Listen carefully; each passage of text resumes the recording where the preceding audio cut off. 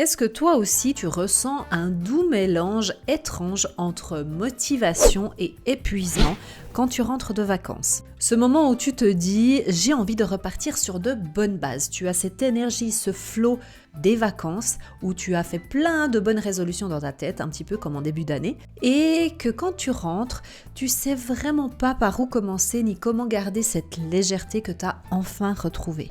Hello toi et bienvenue sur mon podcast. Je suis Anna Alice et ici on prend un moment pour arrêter le temps, respirer et se reconnecter avec soi-même.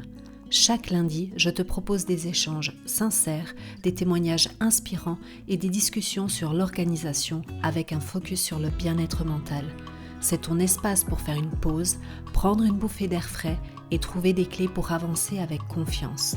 Alors, installe-toi confortablement et rejoins-moi pour ce moment de partage. Hello toi et bienvenue sur cet épisode. Je suis Anna Alice et je suis ici pour te parler d'organisation sous toutes ses formes. Ta maison, ton mental et ton quotidien. Si tu veux les bases dès aujourd'hui et mettre quelque chose en place, je t'invite à télécharger le challenge que j'ai créé qui est gratuit et qui va t'aider à t'organiser mieux à la maison et avoir un esprit plus léger. Tu le retrouves en barre d'infos. Je vais commencer justement par introduire ce sujet par ce que moi j'appelle le flottement, un petit peu quand les vacances se terminent. Des fois c'est agréable et des fois c'est un petit peu perturbant. Tu rentres et tu ne sais plus vraiment trop dans quel rythme tu dois être. C'est comme dans l'épisode 80 où je t'ai mentionné en fait l'inverse, c'est-à-dire quand tu pars en vacances et que tu n'arrives pas à mettre le bouton off et à trouver ce sentiment de, tu sais, de ok, je suis en vacances, je profite, etc. Ben là, c'est la même chose quand tu rentres à la maison.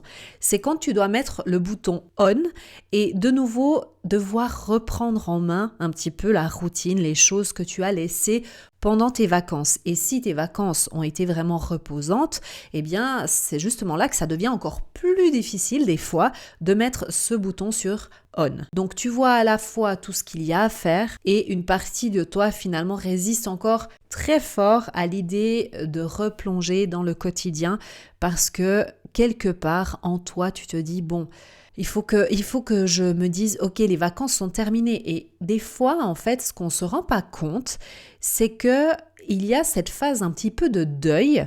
Parce que le deuil, on le voit comme quelque chose de très négatif, parce qu'on en parle quand c'est la perte de quelqu'un qu'on aimait. Et le deuil, en fait, ce n'est pas que dans ces moments-là. Ça peut être la fin d'un projet, ça peut être la fin de l'année qui se termine et qui finalement en fait, il faut faire un peu un deuil de cette année qui vient de se terminer. Bref, il y a plein de situations qui ne sont pas si dramatiques, si négatives que ça, mais qui pour autant ont cette petite phase de deuil. Et bien évidemment, selon la gravité de ce qui s'est passé, eh bien, ça prendra plus ou moins de temps pour faire ce deuil.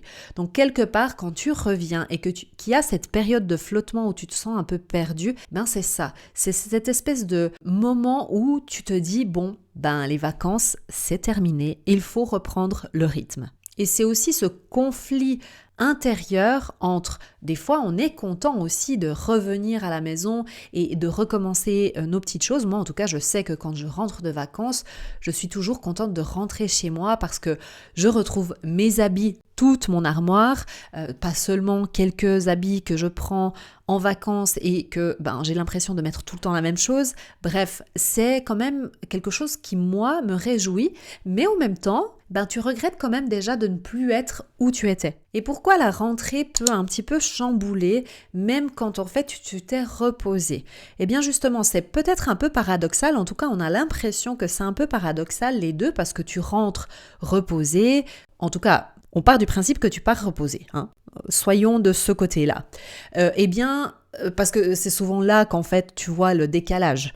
Quand tu t'es pas reposé, c'est un petit peu comme si tu n'étais pas parti en vacances. Donc partons du principe que tu t'es bien reposé, mais pourtant tu as l'impression que tu as la tête en vrac. Tu ne sais plus en fait comment tu faisais avant de partir en vacances. En fait, les vacances, il faut bien être consciente que ça t'ouvre un espace. Et ça t'ouvre un espace vide. Et dans ce vide, parfois, il y a tout qui remonte. Justement, dans l'épisode 80, je te parlais de prendre un peu de temps pour toi, de faire place au silence et au vide finalement, à ne pas tout organiser, tout programmer, tout planifier. Et quand tu es face à ce vide, c'est un petit peu comme si tu te mettais face à ton miroir. Tu peux plus faire semblant et tu prends conscience de ce que tu as peut-être pas envie de revivre, de ce qui t'alourdit, de ce qui ne te correspond plus. Donc en fait, c'est aussi une réalisation quand tu te trouves face à ce miroir et à ce vide de ce qui ne te convient plus. Et tout ça, ça peut effectivement un peu secouer. Alors attention, je vais parler des bonnes résolutions. C'est un mot que je n'utilise quasi jamais, mais là je le fais exprès de l'utiliser parce qu'en fait en septembre, quand tout reprend son rythme, nous ici en Suisse, on recommence en fait la période scolaire si tu as des enfants et recommence normalement au mois d'août. Pour les écoles supérieures, c'est plutôt au mois de septembre, mais je sais qu'on va dire plus ou moins partout, au mois de septembre, tous les enfants ont déjà recommencé l'école, tout le monde a repris plus ou moins ses activités telles qu'elles étaient avant les vacances estivales. Et puis, quand on parle de bonnes résolutions, on parle souvent de bonnes résolutions en début d'année. Quand on a passé le 31 décembre, santé, il est minuit, wouhou, une nouvelle année, on fixe soi-disant ces bonnes résolutions. Moi, j'ai arrêté de faire ça depuis des années parce que je remarquais que c'était plus quelque chose qui me stressait, plus que ça ne me motivait. Et je vais en parler justement juste là maintenant par rapport à tout ça. Mais les bonnes résolutions, on se les fixe aussi des fois et surtout quand on a des enfants en septembre. Parce que septembre, finalement, c'est un petit peu comme si c'était une nouvelle année. Parce que c'est la nouvelle année scolaire, effectivement, mais c'est aussi, vu qu'on a eu une grosse coupure au niveau de nos vacances d'été, eh bien, c'est comme si on recommençait quelque chose. Donc, on a de nouveau ce sentiment de revenir recharger avec des nouvelles idées, avec des bonnes résolutions. On veut tout changer d'un coup, on veut faire plus de sport, mieux manger, mieux s'organiser, se coucher plus tôt. Bref, on a tous ces espèces d'idées de bonne volonté, de bonnes résolutions qui reviennent au galop. Mais en vrai, en septembre, c'est souvent un mois dense. Il y a beaucoup de choses qui redémarrent au même temps. Si on parle juste de la rentrée scolaire, je pense que je résume déjà à peu près tout, mais il y a la rentrée scolaire, il y a aussi la rentrée pour toi, pour ton travail, pour reprendre ton activité professionnelle. Il y a tout ce qui a à voir avec la maison. La charge mentale, elle, revient au galop, elle ne part pas vraiment en vacances, mais elle a été un petit peu mise en sourdine. Bon. Maman, faut m'inscrire au poney. Oui, mon cœur, on ira samedi, d'accord? Samedi, il y a le mariage de tata. Ah oui, merde. Oh non, encore une amende. Maman, j'ai fini de faire caca. Mais comment ça va? Anna, tu penseras à appeler l'assureur pour le dégât des eaux? Oui, je vais le faire juste après, mais ferme-la. Ah bon, tais-toi, s'il te plaît. Donc elle revient au galop. Le risque, c'est de mettre la barre trop haut, beaucoup trop vite et de se décourager. Parce que justement, avec ces bonnes résolutions que l'on se met en début d'année ou là en l'occurrence en septembre, il y a toujours trop de choses que l'on se met dans notre assiette. Et moi, je préfère penser en semestre, tous les 6 mois. C'est-à-dire que je me dis que de septembre à décembre, qu'est-ce que j'ai envie de ressentir, qu'est-ce que j'ai envie de tester, de faire évoluer, que ce soit au niveau du sport, que ce soit au niveau de ma santé, quelles sont mes priorités réellement. Donc en fait, c'est un petit peu une remise à zéro de ce que j'ai envie pour moi. Vraiment, je me pose la question uniquement à la base pour moi. Qu'est-ce que j'ai fait jusqu'à présent? Qu'est-ce qui m'a convenu? Qu'est-ce qui m'a moins bien convenu? Et je vais essayer de changer parce que je pars du principe que quand on fait, entre guillemets, des erreurs, eh bien on peut apprendre. La bêtise, c'est de refaire à chaque fois la même chose et de ne rien changer en espérant avoir un résultat différent. Là, on va essayer d'analyser ce qui s'est bien passé.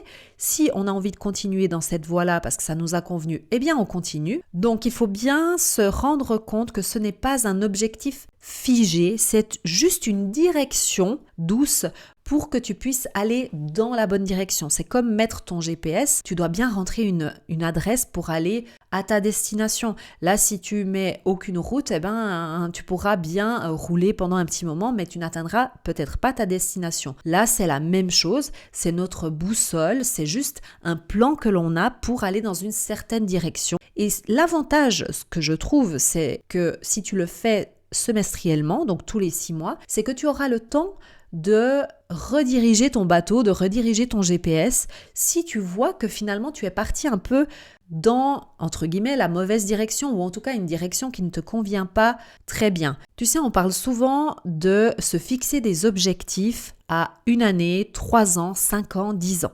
Moi, c'est quelque chose qui ne m'a jamais convenu parce que, comme je disais tout à l'heure, avec les bonnes résolutions, c'est quelque chose qui me stresse, c'est quelque chose qui me donne de l'anxiété. Pourquoi ? Parce que mon cerveau peut se dire « Ok, je vois la logique derrière parce que de nouveau, ça te donne une direction.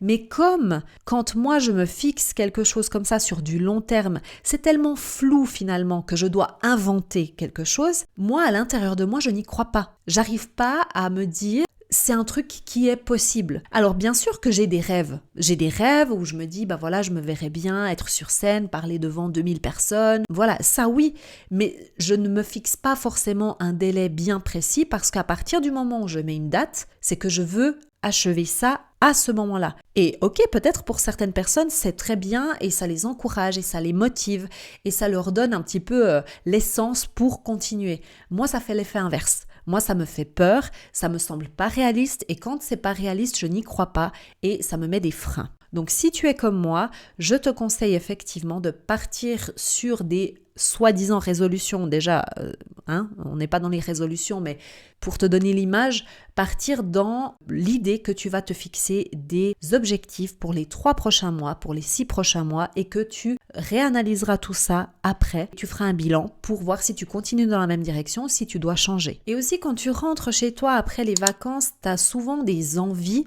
de nouvelles choses parce que tu t'es autorisé aussi pendant tes vacances, en tout cas je l'espère, à essayer des choses différentes, à être différente aussi. Moi je sens vraiment que quand je suis loin de chez moi, j'adore mon environnement, j'adore ma maison et tout, mais il y a quand même toujours finalement cette charge mentale qui est là, où je sais que j'ai des choses à faire, que même si on ne voit pas qu'il y a des choses à faire, moi je sais qu'il y a des choses à faire et de vraiment réellement se reposer par exemple pendant 2 semaines chez moi, pour moi ça serait impossible et je sais que pour la plupart d'entre nous c'est la même chose. Donc le fait d'être en vacances, à partir du moment où tu arrives à te mettre en mode veille, eh bien tu t'autorises à être un peu différente, à réagir différemment. Tu vas relâcher un petit peu avec tes enfants, etc. Tu t'autorises aussi, parce que tu as plus de temps, bien évidemment, c'est aussi une question d'heures que tu as dispo, eh bien peut-être tu vas lire un peu plus, donc tu vas aussi apprendre d'autres choses. Tu vas prendre ton café par exemple au soleil et tu te dis ça j'aimerais bien garder à la maison. Tu fais des choses finalement que peut-être tu ne fais jamais chez toi. Et parfois quand tu rentres, tu as envie de continuer, mais tu sais pas vraiment comment, parce que finalement tu as l'impression que tu peux pas non plus tout faire, parce qu'il y a des choses que tu pourras pas retrouver où tu es chez toi. Mais par exemple, est-ce que tu ne pourrais pas garder juste quelques petites choses, comme ce que j'ai cité avant, prendre ton café au soleil? Alors bon, espérons qu'il y ait du soleil, parce que moi, depuis que je suis rentrée, il n'y a pas de soleil, ok? Mais disons, supposons, imaginons, ça, ce sont des choses très faciles à mettre en place que tu peux garder. Ce que j'essaie de te dire, c'est qu'il n'y a pas déjà forcément besoin de tout changer pour te sentir bien, mais des petites choses que tu as apprécié faire en vacances, peut-être tu peux quand même continuer à les faire une fois que tu rentres. Ce que m'ont appris mes propres retours de vacances, c'est que j'ai appris avec le temps de ne pas chercher à reprendre ma vie exactement là où je l'avais laissée. Quand tu pars en vacances, tu fais un break pendant un certain moment et quand tu reviens, c'est pas que tu es une personne complètement différente, mais j'aime bien toujours apporter avec moi les réflexions, certaines réflexions que j'ai eues, parce qu'en général, elles sont plutôt positives avec moi. Donc si tu veux prendre soin de toi après les vacances, ce que je t'encourage à faire, ce n'est pas forcément en changeant toute ta routine, mais peut-être en gardant 10 minutes chaque jour juste pour toi. C'est déjà génial si déjà tu ne le faisais pas avant. J'espère que cette vidéo t'a plu, qu'elle t'a fait te poser des questions et de voir si toi aussi quand tu rentres de vacances, tu te retrouves un petit peu dans ce flou. Et je trouve que la période des vacances, c'est vraiment une période qui est très intéressante parce qu'en fait, elle chamboule pas mal. Malgré le fait que dans notre tête, on a un petit peu cette idée, un petit peu du truc parfait où on part en vacances, où on revient tout bronzé et que tout va bien, etc. Il y a quand même en nous énormément de changements qui se passent pendant cette période-là. On se reconnecte un peu plus à soi, ou on se reconnecte aussi un peu plus aux gens. Et finalement, si on analyse un peu, c'est un peu comme la nature, c'est comme les 4 saisons. Il y a des saisons où tu as plus envie d'être à l'extérieur, comme l'été, de parler avec des gens, d'être plus en contact. Et des périodes comme l'automne, l'hiver, où tu as plus envie d'être à l'intérieur, d'être plus recentré sur toi, de moins discuter avec des gens. Moi, j'associe vraiment notre façon de nous comporter aussi et de sentir à l'intérieur de nous comme un petit peu les 4 saisons. Donc, j'aimerais bien savoir toi, dans quelle saison tu te trouves actuellement. N'oublie pas aussi de me suivre sur Instagram, de t'abonner ici si ça n'est pas déjà fait et que tu as apprécié cette vidéo. D'ailleurs, n'oublie pas de mettre un petit pouce en l'air, comme ça je sais que c'est ce genre de vidéo qui te plaît. Et je te dis à la prochaine. N'oublie pas de suivre tes rêves car ils connaissent le chemin. Ciao. Mouah, bye.